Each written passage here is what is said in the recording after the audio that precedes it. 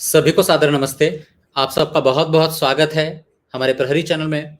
हम पढ़ रहे हैं सत्यार्थ प्रकाश का 11वां समुल्लास और 11वें समुल्लास में क्योंकि भारत में जो संप्रदाय, पाखंडी, अंधविश्वास हैं, उनका ऋषि दयानंद सरस्वती जी ने विश्लेषण किया है।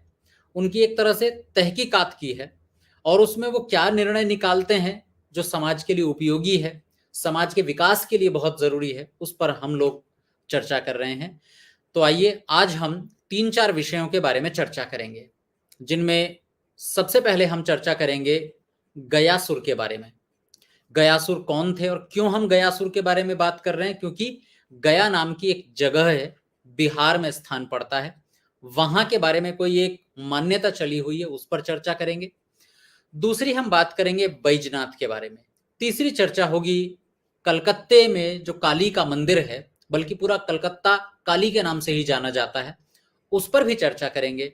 और चौथी चर्चा करेंगे कामाख्या मंदिर पर, जो कि असम की राजधानी दिसपुर में स्थित है, बल्कि राजधानी के पास में गुवाहाटी से लगभग 8 किलोमीटर दूर जो है कामाख्या का मंदिर है। तो उस पर भी हम लोग चर्चा करेंगे, क्योंकि इन तीनों चारों विषयों से संबंधित कुछ गलत धारणाएं, कुछ अंधविश्वास समाज में फैले हुए हैं। और जैसा कि मैं पहले भी बार बार कह चुका हूं कि जो हमारे भारत में मंदिर बने हुए हैं वो दो तरह के मंदिर हैं। एक तरह के मंदिर वो जिसमें प्रकृति को या भूगोल को समझाने के लिए कुछ एक तरह से, जिसको अंग्रेजी में कहते हैं स्ट्रक्चर, आप उसको वास्तुकला कह सकते हैं, एक बड़ी सुंदर वास्तुकला तैयार की गई, वो मंदिर हैं, वैज्ञानिक मंदिर हैं, होने चाहिए। कुछ ऐसे भी मंदिर हैं जिन मंदिरों के साथ अंधविश्वास जुड़ा हुआ है। ऐसे मंदिरों को होना तो नहीं चाहिए था, पर यदि आज हैं तो कोई बात नहीं, बस अंधविश्वास हट जाए तो और अच्छा हो जाए। कई लोगों की इस पूरी चर्चा से संबंधित एक प्रतिक्रिया भी हमारे पास आई कि आचार्य जी, आप इन विषयों के बारे में इस सोशल मीडिया पर न बोलें, क्योंकि सोशल मीडिया पर हर व्यक्ति सुनता है। तो ऐसा ना हो कि जो हिंदू लोग इन मंदिरों से जुड़े हुए हैं, भावनात्मक रूप से जुड़े हुए हैं, तो कहीं उन लोगों के मन में मंदिरों के प्रति अश्रद्धा पैदा होने के साथ साथ हिंदू धर्म में ही अश्रद्धा पैदा हो जाए और कहीं वो ईसाई या इस्लाम न बन जाए, इस्लामिक न बन जाए, इस्लाम स्वीकार न करें। तो इसमें मेरा एक छोटा सा निवेदन है कि जो हम कक्षा ले रहे हैं उसमें हम बार बार ये कह रहे हैं कि यद्यपि ये चीजें अंधविश्वास हैं, परंतु हमारा जो मूल धर्म है, सनातन धर्म, वैदिक धर्म है, वो बड़ा सुंदर है। तो हम वेद की चर्चा करने में कहीं भी चूकते नहीं हैं, हम शास्त्रों की चर्चा करने में कहीं नहीं चूकते, यानी कि ऐसा बिल्कुल नहीं छोड़ते व्यक्ति को कि उसे केवल हिंदू धर्म में जो पाखंड है उनकी बुराई करके छोड़ दिया और अच्छाई नहीं बताई। दूसरी बात कि यदि इन बुराइयों को छोड़ दिया जाए, ऐसे ही इन पर बात न की जाए, तो समस्या देखिए कितनी आएगी। जैसे एक मंदिर के बारे में मैंने आपसे बात की, कामाख्या मंदिर। अभी जो कामाख्या मंदिर है, ये नेपाल में भी इस तरह के मंदिर हैं जहां पर बलि बहुत चढ़ाई जाती है, खूब बलि चढ़ाई जाती है, निरीह प्राणियों की बलि दी जाती है, उन प्राणियों की जो बेचारे बोल नहीं सकते, और किसके नाम पर? केवल इसलिए कि कोई देवी प्रसन्न हो जाएगी, केवल इसलिए कि कोई भगवान हमारे ऊपर कृपा कर देगा। तो ये जो इस तरह की देखने को हमें मिलती है, अब जैसे कलकत्ता में काली का जो मंदिर है उस पर भी बहुत बलि दी जाती है, जो कलकत्ते वाली काली के नाम से जानी जाती है। पशुओं की खूब बलि दी जाती थी, अब का मुझे नहीं पता क्या परंपरा है, पर प्राचीन काल में बलि के नाम पर कुख्यात रहा है ये क्षेत्र। मतलब ये जाना जाता है, जिसको कहते हैं ना कि जिसको बदनाम शब्द का प्रयोग कर सकते हैं, बहुत बलि दी जाती थी। ठीक वैसा का वैसा कामाख्या मंदिर भी है, वहां भी बहुत बलि दी जाती थी। अब सोचिए यदि इन विषयों पर बात न की जाए, इस बलि वाले प्रकरण को यूं ही छोड़ दिया जाए, तो लोग क्या करेंगे? वो किसी भी त्योहार पर हजारों पशुओं की बलि देंगे, ठीक वैसी जैसे इस्लाम को मानने वाले लोग जब उनकी ईद आती है तो हजारों पशुओं को मार देते हैं। ऋषि दयानंद ने उसका भी विरोध किया है, ऋषि दयानंद ने उस पर भी चर्चा की है। 14वें समुल्लास पे आएंगे, हम उस पर बात करेंगे, छोड़ेंगे नहीं बिल्कुल भी।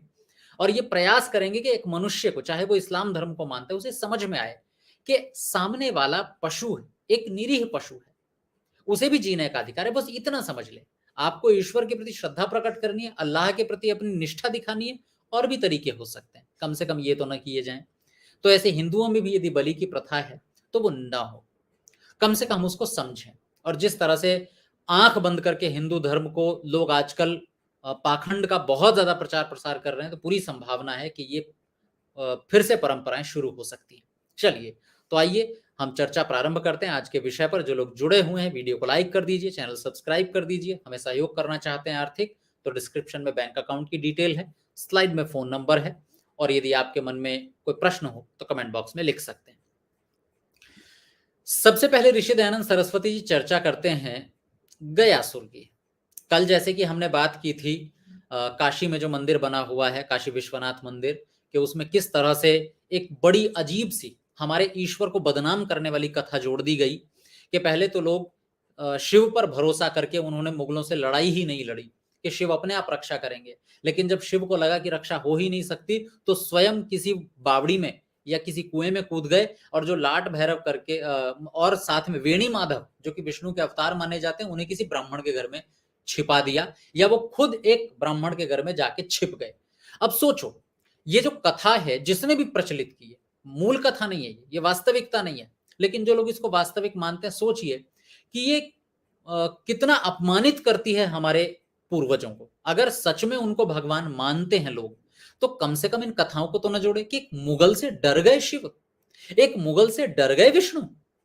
तो फिर तो वो लोग यही कहेंगे ना कि हमारे औरंगजेब तुम्हारे भगवान से ज्यादा ताकतवर थे, कि देखो औरंगजेब के कारण तुम्हारे भगवान को डर करके बावड़ी में कूदना पड़ा, तुम्हारे विष्णु को डर करके एक ब्राह्मण के घर में छिपना पड़ा। तो ये अपमान और है। यही तो ऋषि दयानंद कह रहे हैं कि जिन गपोड़ों पर हम भरोसा कर रहे हैं, दरअसल ये हमें सोच लेना चाहिए कम से कम कि क्या हम सम्मान कर रहे हैं या अपमान कर रहे हैं। हम तो अपमान और कर रहे हैं अपने भगवानों का, जिन्हें भी भगवान मानते हैं। तो कम से कम इतना तो हम सोच लें। पर वही बात, मूर्ति पूजक की बुद्धि भी जड़ हो जाती है, वो सोचता कहाँ है। बस मान लिया, कह दिया तो हमने स्वीकार कर लिया। और ऐसी ही एक कथा चलती है गया के नाम पर।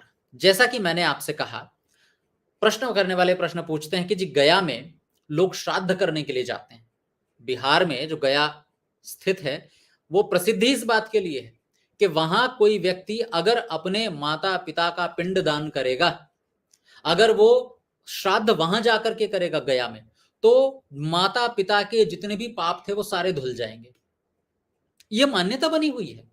इसलिए लोग गया में जाकर के, जो कि बिहार में, वहां गया में जाकर के अपने माता पिता का श्राद्ध करते हैं ताकि छूट जाए दुखों से। अच्छा, कमाल की बात है, ये लोगों में मान्यता क्यों है, इसकी भी कमाल की कथा है। दरअसल गया जो है वो गयासुर के नाम से गया शहर का नाम पड़ा है, नगर का नाम पड़ा है। और इसकी जो वर्णन आता है वही पुराणों में आता है। पुराणों ने गजब गजब की कहानियां जोड़ रखी हैं। तो गयासुर जो है वो पौराणिक कथाओं में आते हैं। गयासुर के पिता का नाम था त्रिपुरासुर। अब त्रिपुरासुर के साथ ये हुआ कि शिव ने त्रिपुरासुर को मार दिया। अब त्रिपुरासुर के बेटे गयासुर को बड़ा क्रोध आया कि शिव ने मेरे पिता को मार दिया। तो जब गयासुर अपने पिता त्रिपुरासुर के उत्तराधिकारी बने, तो गयासुर ने अपनी पिता की हत्या का बदला लेने के लिए देवलोक पर हमला कर दिया, युद्ध के लिए ललकार दिया देवलोक पर। अब देवता जो लोग थे, जो वो डर गए, और उस युद्ध में विजय प्राप्त करने के लिए, मतलब पहली कथा यह है कि वो युद्ध में विजय प्राप्त करने के लिए उससे पहले एक तपस्या कर चुके थे। और वो तपस्या की थी उन्होंने हिमालय के जो खाड़ियां हैं, वहां कश्मीर आदि का जो क्षेत्र है, जो हिमालय का खाड़ी प्रदेश है, वहां पर। तो उन्होंने खूब तपस्या की, लंबे समय तक तपस्या की, सांस रोककर खड़े रहे। अब जब सांस रोककर खड़े रहे और देवता लोग डरने लगे कि ये तो इतनी तपस्या कर रहा है तो हमें मार ही देगा, तो देवता पहुंचे विष्णु के पास में। विष्णु के पास में पहुंचकर उन्होंने कहा कि भाई गयासुर तो तपस्या कर रहा है और उसे रोकिए। विष्णु ने गयासुर की तपस्या को रोकने के लिए क्या कहा, उन्होंने एक युक्ति सोची, और वो जाकर के गयासुर के पास खड़े हुए और जाकर के कहा कि भैया हम तुम्हारी तपस्या से प्रसन्न हैं, पर हमें तुमसे कुछ चाहिए, लेकिन पहले तुम अपना वरदान मांग लो। गयासुर ने एक वरदान मांगा कि भाई मुझे ब्रह्मा विष्णु महेश तीनों मिलकर के जो त्रिमूर्ति कहलाते हैं वो मार सकते हैं, बाकी कोई ना मार सके, मुझे ऐसा वरदान दो। विष्णु ने कहा ठीक है, दिया वरदान। अब वरदान से इतना उत्साहित हुआ वो गयासुर कि उसने देवताओं को वहीं के वहीं मारना शुरू कर दिया, उन पर हमला कर दिया। अब जब ये देखा तो ब्रह्मा विष्णु महेश तीनों इकट्ठे हुए, उन तीनों के बिना तो ये मारा नहीं जाएगा। तीनों इकट्ठे हुए, तीनों ने ब्राह्मण का रूप धारण किया, और ब्राह्मण का रूप धारण करके गयासुर से बोले भैया गया, हम है ब्राह्मण और ब्राह्मण को कभी मना नहीं करते। तो बोले ठीक है। गयासुर ने कहा बताओ क्या चाहिए। कि ब्राह्मणों ने कहा हमें करना है हवन, और हवन के लिए हमें चाहिए एक सुंदर सी जगह, स्थान, और तुम्हारे शरीर से अच्छा स्थान और कौन सा हो सकता है, तो तुम लेट जाओ और तुम्हारे शरीर के ऊपर हवन करेंगे हम। बात सुनने में अटपटी लग रही होगी, पर जो है सो है, सुना रहा हूं मैं आपको।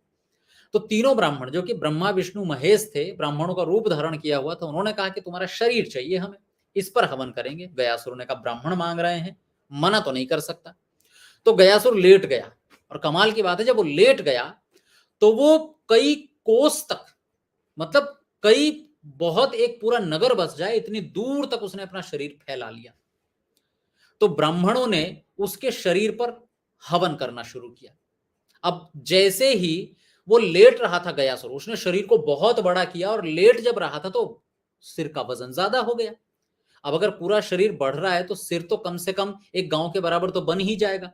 अब वो सिर जब इतना बड़ा हुआ और वो लेटने के लिए उसने तिरछा किया अपना शरीर, तो शरीर टूट, मतलब सिर टूट करके गिर गया नीचे, और फिर बचे हुए धड़ पर ही उन्होंने हवन किया। तो क्योंकि उस जगह पर जहां पर यह हवन किया गया था, वहां पर आज गया बसा हुआ है, इसलिए उसका नाम गया पड़ा। ऐसी कथा मिलती है, सुनने को पुराणों में मिल जाएगी आपको।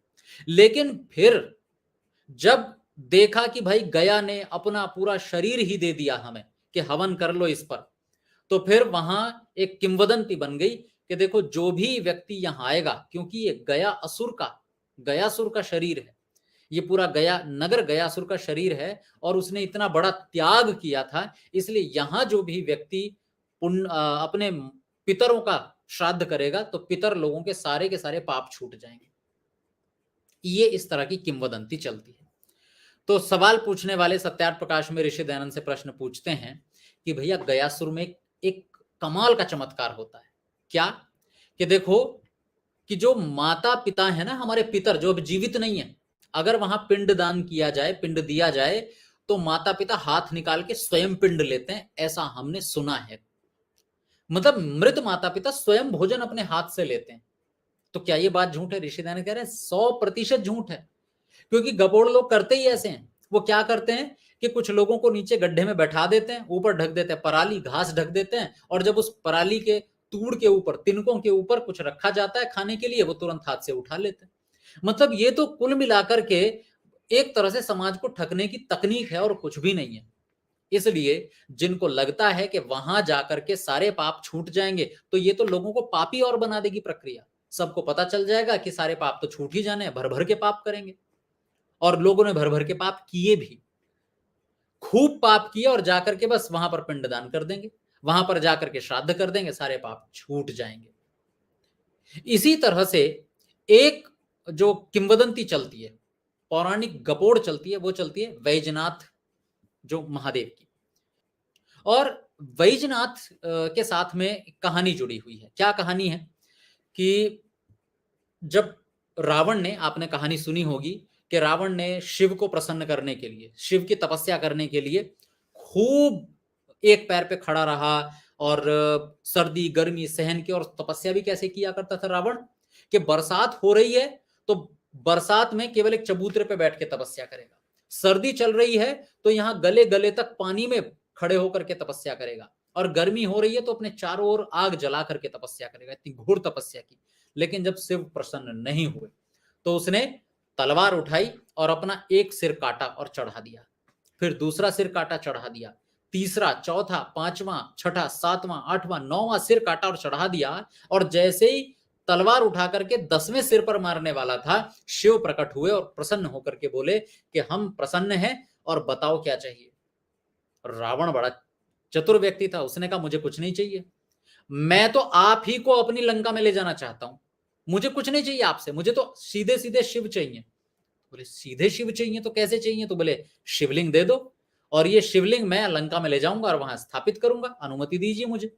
अब शंकर, क्योंकि शिव की तपस्या की गई थी, उन्होंने ही वरदान दिया था, तो कहा ठीक है ले जाओ, लेकिन शर्त यह है कि अगर इस शिवलिंग को तुमने रास्ते में कहीं धरती पर रख दिया तो ये वहीं टिक जाएगा, इसे उठा नहीं पाओगे, वहीं स्थित हो जाएगा। अब रावण लेकर के शिवलिंग को चल दिया तो रास्ते में जो जगह पड़ी, चिता भूमि जैसी जगह थी, वहां पर, क्योंकि शिवलिंग हाथ में पकड़ रखा था, लेकर के जा रहा था, तो लघुशंका आदि लगी। तो अब कैसे करे? तो वहां पर एक व्यक्ति खड़ा था जिसका नाम था बैज। वहां पर एक व्यक्ति खड़ा था जिसका नाम था बैज। उसने कहा रावण ने कि भैया तुम जरा ये शिवलिंग पकड़ लो, हम जरा थोड़ा सा निवृत्त होकर के आते हैं। अब वो जैसे ही गया निवृत्त होने के लिए, इधर वो बैज था, बैज नाम का व्यक्ति, उसके हाथ में शिवलिंग था, उसके हाथ में दर्द होने लगा। अब उसे क्या पता कि जमीन पर रखना है कि नहीं रखना, उसके हाथ में दर्द हुआ, उसने तो भूमि पर रख दिया। अब जैसे ही रावण लौट करके आया, उसने देखा कि शिवलिंग तो जमीन पर रखा है, भूमि पर रखा है। उसने उठाने का प्रयास किया, उठे ही नहीं उससे, असफल हो गया। निराश होकर के फिर उसने क्या किया, शिवलिंग पर अपना अंगूठा गाड़ा, शिवलिंग को दबा करके, और फिर वहां से खाली हाथ चला गया, यानी कि उसे और नीचे गाड़ दिया कि चलो ये हमारी लंका में ना सही यहीं टिक गया तो टिक गया। फिर देवता लोग आए, उन्होंने विधिवत वहां की पूजा की, शिव का दर्शन किया और वहां उसके मंदिर की प्रतिष्ठा करके स्वर्ग में चले गए। अब वहां जो व्यक्ति था, जो बैज नाम का व्यक्ति था, जो चरवाहा था, उसने वहां प्रतिदिन उस शिवलिंग की पूजा करनी शुरू कर दी। प्रतिदिन बैजू नाम का व्यक्ति था, उसको हम बैज कह सकते हैं, पूजा करनी शुरू कर दी। एक बार उसके घर में एक उत्सव था, कार्यक्रम था तो वो भोजन करने के लिए बैठ गया। उसे याद आया आज तो शिवलिंग की पूजा की ही नहीं, बिना शिवलिंग की पूजा किए तो मैं भोजन नहीं करता। उसने तुरंत भोजन को बीच में छोड़ा और बैजनाथ की पूजा करने के लिए निकल गया। सब लोग उससे रुष्ट हो गए।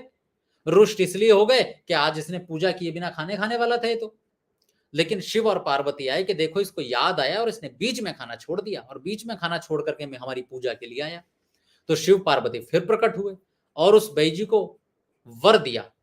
और क्या वर दिया कि तुम्हारे ही नाम से ये शिवलिंग या ये मंदिर जाना जाएगा। इसीलिए उस बैजनाथ को बैजनाथ कहा ही इसलिए जाता है क्योंकि वो बैजू नाम के व्यक्ति ने पूजा की थी उसकी लगातार, एक दिन गलती से भूल गया और पश्चाताप हुआ, लोगों ने उसे डांटना शुरू किया, सुनाना शुरू किया। तो शिव ने आशीर्वाद ही दे दिया कि भैया तुमने बहुत पूजा कर ली, तुम्हारे नाम से जगह जानी जाएगी। ये है बैजनाथ की कथा। तो बैजनाथ के बारे में कहा जाता है कि बैजनाथ को, यानी उस जो शिवलिंग को रावण लाया था शिव के पास से। ऋषि दयानंद कह रहे हैं इतनी गपोड़बाजी क्यों करनी, झूठी बात को क्यों फैला रहे हो। अगर रावण को लाना ही था तो रावण पैदल लाएगा क्या? रावण के पास इतनी बड़ी लंका है, वो पैदल लाएगा। और अगर मान लीजिए कि उसे बीच में लघु शंका जाना भी पड़ा तो क्या वो बता के नहीं जाएगा इसको नीचे मत रखिए? तो ये जो गपोड़बाजी है जो चलती है, ये पुराणों से ही चली है। मैं फिर कहता हूं पुराणों में सारी बातें बुरी नहीं है, सारी बातें बुरी नहीं है, कुछ अच्छी बातें भी हैं। लेकिन उन अच्छी बातों को पढ़ने के चक्कर में बुरी बातें भी पढ़नी पड़ेंगी। और फिर कोई सामान्य बुद्धि का व्यक्ति, बेचारा भोला भाला व्यक्ति जो बहुत ज्यादा इन चीजों के बारे में नहीं जानता, वो तो सबको सच ही मान लेगा। तो इसलिए एक पाठ्यक्रम पुस्तक के रूप में, धार्मिक पुस्तक के रूप में, सैद्धांतिक पुस्तक के रूप में पुराणों को नहीं देखना चाहिए। अब चलिए तीसरे विषय पर आते हैं। तीसरा जो हमारा विषय है वो है कलकत्ते की काली का। और कलकत्ते की काली के बारे में भी किंवदंतियां प्रचलित हैं, उसके बारे में भी कहानियां प्रचलित हैं। क्या कि देखो कलकत्ते की काली और कामाख्या, लाखों लोग मंदिर में जाते हैं, लाखों लोग वहां पर जाकर के और ये चढ़ाते हैं, मतलब पशुओं की हत्या करते हैं, पशुओं की बलि देते हैं। और मानना क्या है उनका कि बलि देने से ये प्रसन्न हो जाएगी। अच्छा क्यों प्रसन्न होगी उसकी भी एक कहानी है। ऊपर से कामाख्या देवी का जो मंदिर है उसके पीछे भी एक कहानी है। दोनों कहानी लगभग लगभग एक जैसी और जुड़ी हुई है, इसलिए समझने में सरलता होगी। दरअसल कलकत्ते की काली की घटना यह है, आप जानते हैं कि भारत में 51 शक्तिपीठ हैं। उन 51 शक्तिपीठों में से एक कलकत्ते की काली का जो मंदिर है वो भी 51 में से एक शक्तिपीठ है, जहां पर देवी काली की प्रतिमा स्थापित है। वो भी इस रूप में कि भयंकर रूप में, इतने क्रोधित वो प्रतिमा है कि मान लो मार ही डालेंगी सबको। और वहां पर काली ने, देवी ने शिव के ऊपर, शिव की छाती पे पैर रखा हुआ है, त्रिशूल हाथ में लिया हुआ है कि जैसे शिव को ही मार देंगी, इतना भयंकर वो रूप है उनका। तो और अच्छा उसके पीछे कहानी क्या है कि कहानी ये है कि एक बार देवी जो हैं, वो जिनको हम पार्वती कहते हैं, शक्ति भी कहते हैं, वो एक बार क्रोधित हो गई, बहुत क्रोधित हो गई। तो उन्होंने लोगों को मारना शुरू कर दिया, जो भी उनके रास्ते में आता उनको मार देती थी। तो उनके क्रोध को शांत करने के लिए शिव जो है उनके रास्ते में लेट गए कि भैया मत मारो लोगों को। अब शिव के पास और क्या तरीका, बेचारा पति और कर क्या सकता है। वो ज्यादा लड़ तो सकता नहीं, वो रास्ते में लेट गए कि भैया मत मारो और लोगों को अकारण ही क्यों मार रहे हो। लेकिन जो देवी थी, जो शक्ति थी, उसकी स्थिति ये थी कि वो बिल्कुल भी ये सोचने की स्थिति में नहीं थी कि मैं मारूं कि ना मारूं। शिव रास्ते में, उन्होंने शिव के सीने पर ही पैर रखा और त्रिशूल मारने के लिए हाथ तान लिए। लेकिन जैसे उन्हें एकदम से पता चला रही तो मेरे ही पति हैं, इन्हें कैसे माने, उन्होंने शिव को पहचान लिया, इनको तो मार नहीं सकते। तो धीरे धीरे उनका क्रोध कम हुआ और उन्होंने वो लोगों को मारना, नरसंहार करना बंद कर दिया। तो मतलब वो जो जगह थी जहां पर शिव लेट गए थे, वहां पर शक्तिपीठ बनी और मूर्ति वही है कि जो शिव के सीने पर पैर रखा हुआ है शक्ति ने। और ऐसा मानते हैं कि ये जो शक्ति है, इसकी यदि पूजा करेंगे तो जितने भी विघ्न है वो दूर हो जाएंगे। एक और किंवदंती चलती है पौराणिक कथा के अनुसार। जो एक बार मतलब जो शक्ति हैं, पार्वती हैं, वो संभवतः एक बार उनकी मृत्यु हो गई। अब जो शिव थे उनको गोद में लेकर के और घूमते रहे इधर उधर रोते हुए। अब रोते हुए घूम रहे थे तो जो शिव शक्ति के अंग थे शरीर के, वो अलग अलग जगहों पर गिर गए मृत्यु के बाद में। और जहां जहां उनके अंग गिरे पार्वती के, शक्ति के, वहां वहां अलग अलग शक्तिपीठ बन गई। तो 51 शक्तिपीठ आ जाए, पहले और भी ज्यादा थी, जिनमें जहां पर उनका ब्रह्मरंध्र गिरा वहां पर हिंगलाज मंदिर बन गया, जहां पर उनका सिर गिरा वहां पर शाकुंभरी देवी का मंदिर है, शक्तिपीठ है। और विंध्यवासिनी शक्तिपीठ, पूर्णगिरी शक्तिपीठ, ज्वालामुखी शक्तिपीठ, महाकाली शक्तिपीठ, इतने सारी शक्तिपीठ बन गए जहां जहां उनके अंग गिरे शरीर के। और ये जो कलकत्ते की काली का जो मंदिर है, ये कहां पर बना है, जहां पर मां सती यानी कि शक्ति के दाएं पैर की उंगलियां गिरी थी, वहां पर ये शक्तिपीठ बन गई। तो ये भी एक किंवदंती चलती है, दो दो अलग अलग कथाएं चलती हैं इसको लेकर के। तो जो लोग इस पर विश्वास करते हैं वो कहते हैं कि क्या ये भी गलत है, लाखों लोग इसको मान रहे हैं। तो तर्क सीधा सा ये है कि लाखों लोग जो बात मान रहे हैं वो सही तो नहीं हो जाती। एक मूर्ख के पीछे दूसरा मूर्ख चल रहा है, लाखों लोग मान रहे हैं, ये कोई तर्क नहीं होता। क्या उसमें सत्यता है, क्या वो बात सही हो सकती है, क्या उस तर्क में कोई दम है, इससे कोई बात मानने योग्य और न मानने योग्य होती है। तो इसका ऋषि दयानंद ने कोई उत्तर नहीं दिया, सीधा बोल दिया कि लाखों लोग अगर मान रहे हैं तो ये बात सही नहीं हो जाती। क्योंकि अगर जनसंख्या पर कोई बात सही होती है तो फिर तो बंधु आज जनसंख्या ईसाइयों की सबसे ज्यादा है, अब मुसलमानों की और सबसे ज्यादा हो जाएगी कुछ दिनों बाद देखा जाए, फिर तो वो सही होने चाहिए। अगर अधिक जनसंख्या किसी बात को मान रही है, वही बात के सही या गलत होने का प्रमाण है, तो फिर तो विधर्मी लोग जिन्हें आप स्वीकार ही नहीं करते, उनकी संख्या आपसे ज्यादा है, तो फिर तो उनकी मान्यता सही होनी चाहिए। तो भूल कर भी मैं तो कहूंगा, जो लोग अपने आप को हिंदू कहते हैं और ये तर्क देते रहते हैं कि जी इतने लोग मान रहे हैं, गलत कैसे हो सकती है, आज के बाद मत दीजिएगा तर्क। मैं सुरक्षा के लिए कह रहा हूं, ये सनातन धर्म की सुरक्षा के लिए बहुत आवश्यक है। अपने बच्चों को भी सिखाइए कि कभी इस तरह के तर्क ना दे। क्यों? ये तर्क देने का मतलब है आप ईसाइयों और मुसलमानों की मान्यताओं को सही मान रहे हैं। इस्लाम और ईसाइयत की मान्यता आपको ठीक माननी पड़ेगी, क्योंकि संख्या में तो वो ज्यादा है, वो अधिक संख्या में। इसलिए तर्क कभी मत दीजिएगा लाखों लोग मान रहे हैं तो गलत थोड़ी हो सकता है, नहीं तो ईसाई आकर के कहेगा लाखों अरबों लोग मान रहे हैं, गलत थोड़ी हो सकता है। अरबों लोग मान रहे हैं भाई जिस बात को, फिर आपको माननी पड़ेगी। इसी तरह की जो कुछ किंवदंती है वो कामाख्या देवी मंदिर के साथ में भी जुड़ी हुई है। कामाख्या देवी मंदिर के साथ ये कामाख्या देवी जो मंदिर है, जैसे कि मैंने बताया, असम की राजधानी जो दिसपुर है उसके पास में गुवाहाटी है, वहां से 8 किलोमीटर दूर गुवाहाटी में कामाख्या मंदिर बना हुआ है। अब ये कामाख्या मंदिर क्या है, इसकी भी इसी तरह की कहानी है कि जब देवी सती मर गई, उनकी मृत्यु हो गई, उन्होंने अपना देह त्याग दिया, तो भगवान शिव बहुत परेशान हुए, रोए, बहुत अधिक उद्विग्न हो गए वो, और उनको गोद में उठा करके इधर उधर लेकर के घूमते फिरे कि भाई पगला से गए एक तरह से।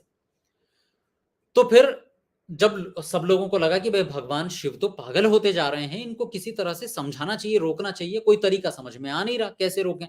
तो विष्णु ने एक तरीका निकाला। उन्होंने कहा कि जब तक इनकी गोद में ये शिव जो पार्वती हैं, शक्ति हैं, ये रहेंगी, तब तक ये रोते ही रहेंगे। किसी तरह से इनकी गोद में से ये जो सती देवी हैं पार्वती, इनको हटाना पड़ेगा। अब कैसे हटाएं, जाके छीन लें तो संभव नहीं है। तो विष्णु ने क्या किया कि अपना सुदर्शन चक्र चलाया और उस चक्र से पार्वती का, सती का एक एक अंग काटने लगे। तो वो जो एक एक अंग कट कट करके गिरता गया, वहां वहां पर मंदिर बनते चले गए। और जहां पर माँ मतलब पार्वती की, माँ सती की मतलब जो उनके कुछ अंग होते हैं जिनको हम गुप्त अंग भी बोलते हैं, मतलब जहां पर वो अंग गिरे वहां पर ये कामाख्या देवी का मंदिर बन गया। तो वो कहाँ गिरा था? वो गिरा था गुवाहाटी के पास 8 किलोमीटर तो जहां मंदिर है अभी, तो वहां कामाख्या का मंदिर बन गया और वहां पर दरअसल उसी रूप की पूजा भी की जाती है शक्ति के। और अधिकतर वहां जो मतलब एक ऐसा माना जाता है कि उस मंदिर का जो निर्माण है वो एक गर्भ के आकृति के रूप में हुआ है। उसका जो पूरी की पूरी जो वास्तुकला है वो एक गर्भ जैसी लगती है कि मतलब योनि से होता हुआ रास्ता जो गर्भ तक जाता है, तो ऐसी इस तरह की उसकी आकृति बनी हुई है, ऐसा कहा जाता है। जो विशेषज्ञ लोग हैं वो ये कहते हैं। तो ऋषि दयानंद कह रहे हैं कि भाई दोनों ही जगह बलि बहुत दी जाती है, केवल इसलिए कि शक्ति क्योंकि बहुत अधिक क्रोधित थी। शक्ति का रूप ही है क्रोधित होने वाला। उनके गले में मनुष्यों के मुंडों की माला डली हुई होती है, कटे हुए गर्दन उनके गले में माला के रूप में पड़ी होती है। तो इसलिए वो प्रसन्न तभी होंगे जब बलि चढ़ाओगे। जब गर्दन काट के डालोगे, गर्दन बड़ी पसंद है उनको, कटा हुआ सिर बड़ा पसंद है उनको, तो इसलिए जब तक सिर काट के ना चढ़ा दो वो प्रसन्न ही नहीं होंगी, और प्रसन्न नहीं होंगे तो तुम्हारे जीवन में तो दुख रहेंगे ही रहेंगे। अगर जीवन में से दुख दूर करने हैं तो क्योंकि सती को कटे हुए सिर बहुत पसंद है दे दो, तो जानवरों के सिर काटे जाते हैं। तो यही ऋषि दयानंद कह रहे हैं कि जिस मान्यता को मानने से, जिस पाखंड, जिस अंधविश्वास से निरीह प्राणी मारे जा रहे हों, ये कितना बड़ा अधर्म हो रहा है सोचो। जो लोग ये कह रहे हैं कि भाई इस तरह से विरोध न किया जाए, पाखंडों पर इस तरह से प्रहार न किया जाए, लोगों की आस्था का सवाल है, किसी की जिंदगी का सवाल भी है, किसी के जीवन का सवाल भी है। और हाँ, जो लोग कर रहे हैं इस तरह के, जो बलि दे रहे हैं, उनके पाप पुण्यों का प्रश्न भी है। उनको अपने जीवन में पाप जोड़ रहे हैं, अगले जन्म में उनको भी उसी तरह का जन्म मिलेगा। तो दरअसल अंधविश्वासों का खंडन करना दो तरीके से आवश्यक है।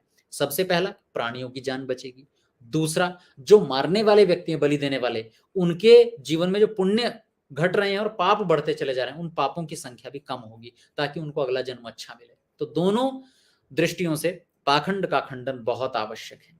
तो कुल मिलाकर के ये चार तथ्यों पर हमने बात की, चार मान्यता या जिनको अंधविश्वास कह सकते हैं उन पर बात की। कल हम इसी तरह के कुछ और नए विषयों पर बात करेंगे।